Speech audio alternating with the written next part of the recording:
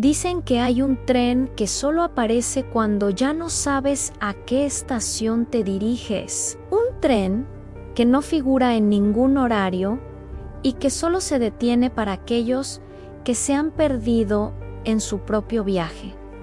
Esta es la historia de Clara y de ese tren. Clara tiene 30 y pocos y siente que su vida se ha quedado estancada en una estación fantasma. Acaba de dejar un trabajo que la consumía y su relación más importante se ha roto. Todos los sueños que tenía de adolescente parecen ahora postales de un país que nunca visitó. Una noche se encuentra en una estación de tren casi desierta. La luz fría de los fluorescentes se refleja en los charcos del suelo y el panel de horarios parpadea con cancelaciones. Está sola, mirando el móvil sin ver nada, con el peso del mundo sobre los hombros. De repente, un silencio extraño lo inunda todo.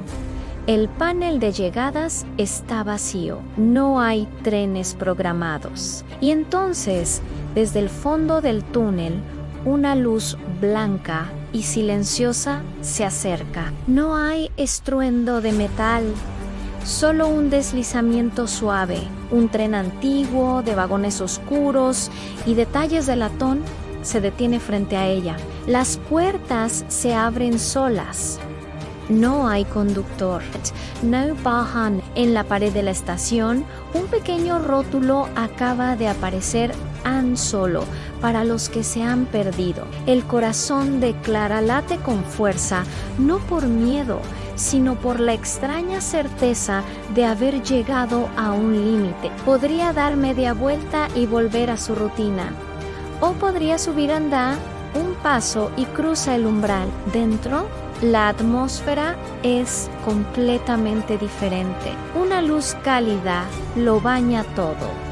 Los asientos son de terciopelo rojo y las cortinas se mueven con una brisa inexistente. No está sola. Hay otros 3 pasajeros, cada uno absorto en su propia tristeza.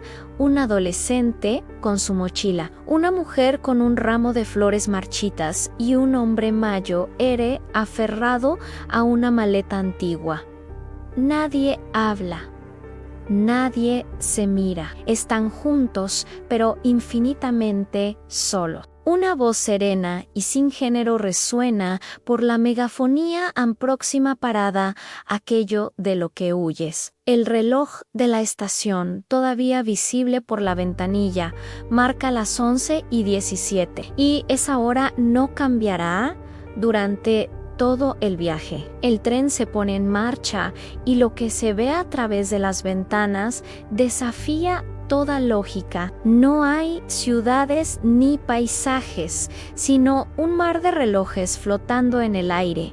Una ciudad hecha de papeles, con frases tachadas, una calle de su infancia suspendida en el vacío. El tren no viaja por un mapa, sino a través de los laberintos internos de sus pasajeros. De pronto, el vagón de Clara se oscurece. Cuando la luz vuelve, está en otro compartimento. Este primer vagón está lleno de pantallas con correos, gráficos y reuniones de su antiguo trabajo. El murmullo de las notificaciones llena el aire y luego se apaga, dejando un silencio absoluto. En el siguiente, las paredes están cubiertas con sus dibujos de la infancia, los proyectos creativos que abandonó por falta de tiempo. Desde los cuadros, una versión más joven de sí misma parece mirarla, preguntándole ¿qué pasó? En otro vagón, el paisaje exterior se transforma en una escena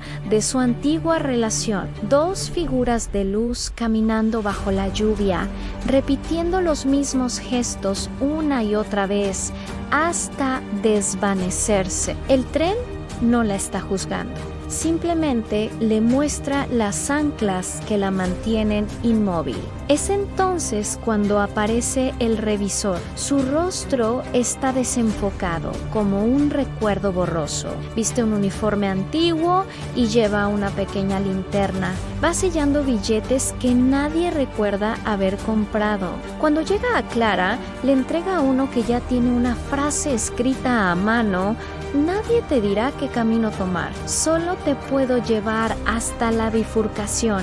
Él explica que el tren recoge a quienes han llegado a un punto muerto, no para decidir por ellos, sino para ofrecerles la claridad que han perdido. La megafonía anuncia próxima y única parada And, donde todavía puedes empezar de nuevo. El paisaje exterior cambia. Ahora es un amanecer eterno, con nubes rosadas y ciudades flotando en la distancia. Los otros pasajeros miran por la ventana, con una mezcla de miedo y esperanza.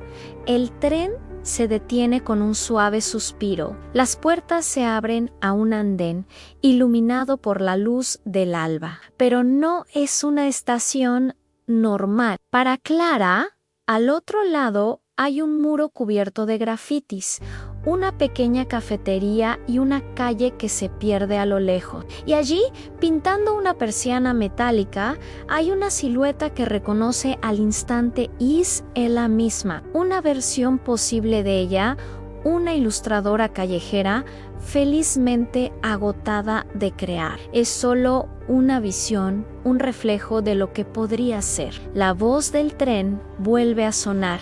Esta es su parada. Si decide bajar, el tren no esperará. Si decide quedarse, pronto olvidará lo que ha visto. Clara mira a su alrededor. El adolescente ve un campo de fútbol donde sus amigos lo esperan. La mujer, la puerta de un hospital donde alguien la abraza. El hombre mayo Ere, una casa vieja con las ventanas abiertas. Cada uno tiene su propia puerta de salida. Cada uno debe elegir en silencio. Clara se levanta. Su mochila cuelga ligera de un hombro, baja al andén.